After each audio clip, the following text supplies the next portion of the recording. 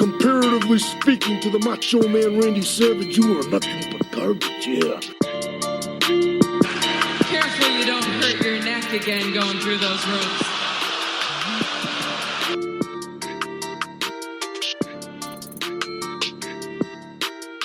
Austin 316 says I just whipped your ass.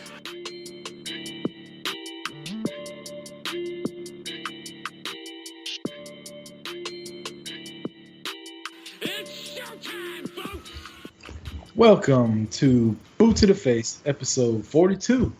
A little earlier than normal, as we have a special SummerSlam and SummerSlam recap. We won't talk about the G1 because not everybody has watched the G1, including myself. I just know who won. But last night was SummerSlam. Marty, how did you enjoy it? For the most part, I'm going to say I actually enjoyed most of the card. I'm not going to lie. I didn't watch it continuously last night because by the time I got off work, I was watching. I think I got to where Randy Orton was coming out, and then I had to stop and pause because I may have had to go out. And then I finished it, the last three matches this morning. But other than that, no, I with a couple of down moments, I thought it was a pretty solid pay-per-view. Not too bad. I'm so excited to talk about SummerSlam. I just skipped all the information we're supposed to dole out at the beginning.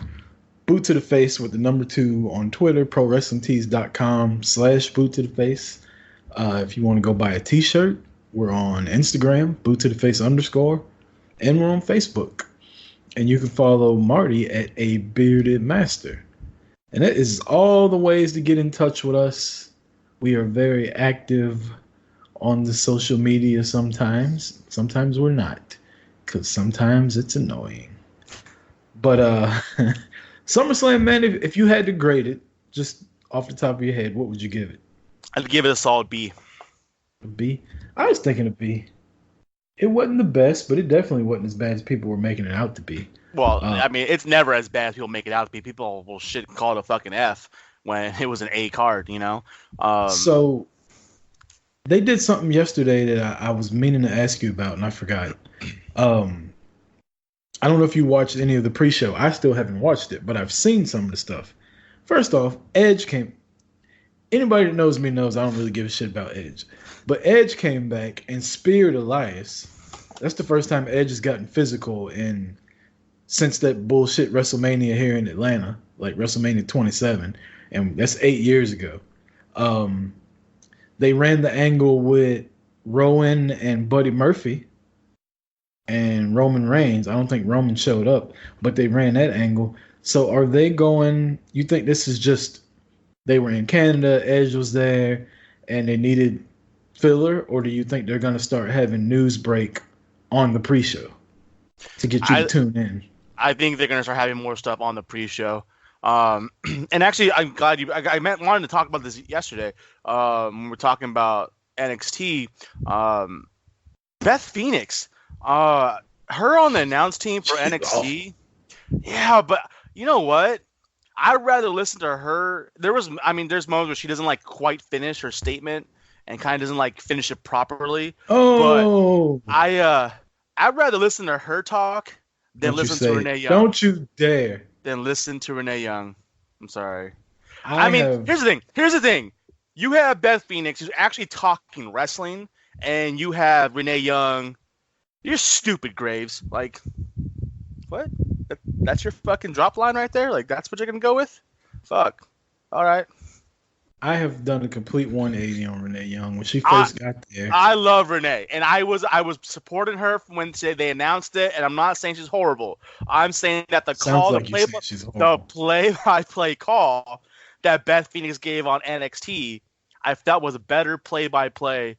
And given, obviously, Renee's not meant to be play-by-play, but her commentating is more entertaining to listen to than Renee Young bantering with Corey. I disagree. I think Renee drops a lot of one-liners that people don't pick up on, and if you pay attention to it, I think she's funny. Renee's not a wrestler. That spot is reserved usually for a former wrestler or some kind of actual sports broadcaster, and that's not her. They put her in there. And I was on the team of I don't think she deserved to get it, and I thought everybody overhyped her to begin with, and now everybody's shitting on her. And I'm like, actually, she's gotten a lot better than she was when she started out. So you got to kind of give it time. But I would take her over Beth Phoenix. That's not the first time you've switched like that, so you're just as fickle as the universe. Well, I'm sorry, that was uncalled for. I apologize. It's a bit unfair, to be honest with you. I apologize. I'm only 3 beers in. I'm sorry. Oh, it's gonna be one of those people, ladies and gentlemen. We've got people wanting you to be more drunk on the show. I got called out twice in the last couple of days, so I feel I have to live up to something and give what the people want. I'm just saying. That just goes to show you that clearly I'm always drunk on the show because nobody even comments on when I'm drunk. And the fact that breaking news, I don't know if it's true. I've only seen it a few places, but apparently Austin's supposed to be on Raw tonight via Skype. Oh, is it Skype? Yeah. Oh, fuck that. So I wonder if people are gonna boo him like they did The Rock when The Rock started doing via satellite. What kind of weak ass shit is that? Austin came back for the reunion. Now they can't get rid of that motherfucker. Oh yeah, son. I'll just go ahead and Skype on in. I hope he's having technical difficulties like he does on his podcast. That is, and I'm not shitting on his podcast. I love his podcast. That is so funny to me when him and Ted go back and forth about the bullshit that's happening with his podcast is hilarious. And for people that have a podcast, you feel exactly what he's feeling because you know that technical difficulty shit happens all the time. Anyhow, the pre-show Edge came out. Elias, just a glorified jobber now. He's like the Brooklyn Brawler with better clothes. It's fucking stupid. Fucking hate it. Like, I am an Elias fan. I like Elias. I think he's, for who he is, what he's supposed to be doing, I think he does a great job at it. But they fuck him over so much. He is like a glorified jobber, and that sucks. You and everybody else that loves Elias that want to walk with him, y'all walk y'all's ass straight to the pre-show and watch him from here on out. I will, because I'm gonna start. The nice thing is I can wear my Walk with Elias shirts before the main event, and then change my shirt out and put who I'm following. They're not the ring card. Oh my god, that's funny. Speaking of main event, he was on the main card last night also. Yeah, getting his ass kicked. Speaking of the main event or the show main event, I saw a little. We're not going to talk about the Iconics. We're not going to talk about the Iconics. No. Alexa Bliss looking like Buzz fucking Lightyear. To the rescue. I love me some Alexa. I'm just Alexa. I may have been watching the Alexa Bliss 365 earlier on the network. Man, I love that girl. I don't care what anyone says. The Kofi 24/7 I watched last night. That was pretty good. I was watching a little bit of that earlier too. Yeah. But what I was saying about main event, I saw a post 5 years ago today. Kofi and Rollins were on main event 1-on-1, and now they're both the champions of the brand. That's crazy to me. That right there should tell all these fans that are always bitching and complaining about their favorite wrestlers getting screwed over, just relax. Like, maybe the timing's not right. And to be honest with you, I wouldn't have wanted Kofi to be world champion back then because him suffering for 11 years, like he said in that documentary, made this year way more special than anything I can remember. I was in the building for Cody beating Dusty Rhodes. For Cody beating Nick Aldis at All In, and that was probably the coolest thing I've been part of live. But watching Kofi win that belt at WrestleMania is probably the coolest thing I've seen in wrestling. Just that was up there. Honestly, I think it surpassed the Yes movement from Daniel Bryan for the run that it had. It absolutely did. Being there for WrestleMania to watch that, the electricity in that building was amazing. It was fantastic. I hold that up higher than anything with the Yes movement and the Daniel Bryan. I just do. I agree with you on that. And then before we get to SummerSlam, we got a little breaking news. Just came across the wire. AEW has signed Jim Cornette's favorite wrestler, Orange Cassidy. I don't know a lot about Orange Cassidy. I know I saw him in one of the Battle Royals, and I thought he was lame. But I'm an old guy, so I'm sure people are gonna love it. I just don't. I don't get it. He does a lot with Shakara too, right? Shit, I don't know. So at least I think it did. So I mean, I think we all know who's going to be on support with that one.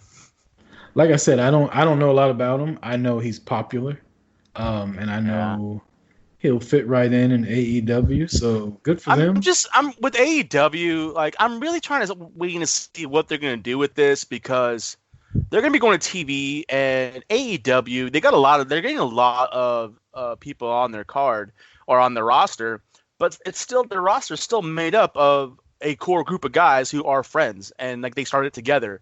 So are they going to be running through TV like as a clique, or are they going to like break away from reality and be feuding with each other eventually? Because when you have 6 guys running this program and then they're best friends and basically them against everybody else, I feel like that's going to get boring over time. And I know I'm just looking too much into this and looking farther down the line, but this has been on my mind the last few days as we're getting closer and closer. And they announced Dean versus Kenny for All Out. And so I don't know.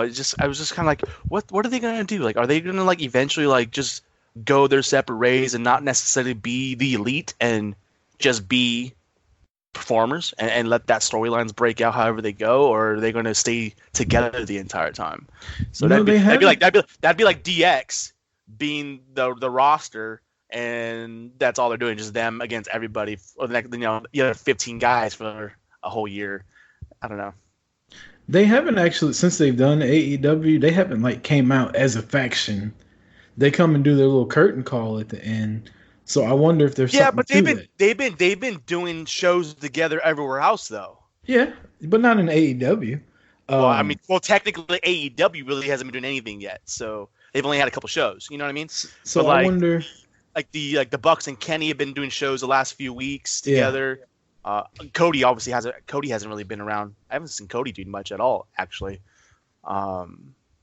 Maybe I'm just haven't been paying that close of attention, but I want heel Cody. Like yes, I want. That yes. was when Cody versus Kenny was all that was going on. I was just about to bring that up. That was some of the most intriguing shit with them, and the way they use social media, and the way they use being the Elite. And all that stuff tied in, and Cody trying to get everybody to think he's the leader of the Bullet Club, and then even the stuff with the Firing Squad, how they came into play in San Francisco, like that entire thing was fantastic, and it was like a year long. And now, and look, there was literally 3 factions making up this super faction. It was ridiculous. Yep, and I'm gonna. Damn it, I guess I can't talk about that either because you haven't watched G1. Because there's a new member of the Bullet Club. I know who the new member is, so that's okay. Okay. I don't know the winners and what like that, but I do know who the new member is, so we can go there. I know that already. The new member of the Bullet Club, your going boy. Going from nowhere to the peak of the mountain. Hot damn. Hideo Itami himself is now in the Bullet Club. Too sweet. That's a big deal for New Japan. It is. New Japan has just, I know they're in Japan, but they have just blown Ring of Honor so fucking far out of the water now. Like to the point where I don't even think they're working with Ring of Honor anymore. They're like, you know what, we're good. I mean, and to go back on that, it's not even just New Japan. Like Bullet Club basically destroyed the Elite. Yeah. I mean, not the Elite, but the Bullet Club. Like, if you look at like after the Elites broke away, the Elite hasn't been part of Ring of Honor since December. So since December, it's been the Bullet Club. It's been the Firing Squad. It's been God. They have literally dismantled Ring of Honor. I mean, the Briscoes, and to the point where you're listening and talking about the Briscoes, and you're not even talking Ring of Honor when it comes to the Briscoes. You know what I mean? And it's just like New Japan, obviously, that's a super card. They had a lot. Obviously, there's a lot going on there, but I feel like Bullet Club destroyed Ring of Honor. Yeah,